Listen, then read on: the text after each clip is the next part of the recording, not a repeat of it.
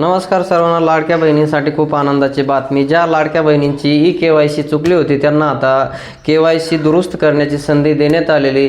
तर आपण ज्या लाडक्या बहिणींची KYC दुरुस्त करायची त्यांना आता 31 मार्च 2026 पर्यंत तुम्ही जी काय KYC आहे ती दुरुस्त करू शकताय.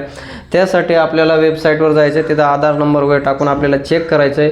आणि ही जी संधी आहे ज्या लाडक्या बहिणींची KYC चुकलेली आहे त्यांच्यासाठीच देण्यात आलेली आहे. ज्यांची KYC बरोबर आहे त्यांनी काही करायची गरज नाही.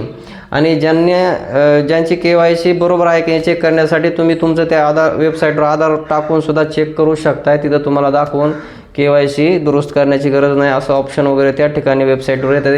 या संदर्भात डिटेल्स व्हिडिओ पाहिजे असेल तर आपल्या याच्यामध्ये कमेंट करून सांगा, तर डिटेल्स व्हिडिओ आपण त्या संदर्भात घेऊन येऊ.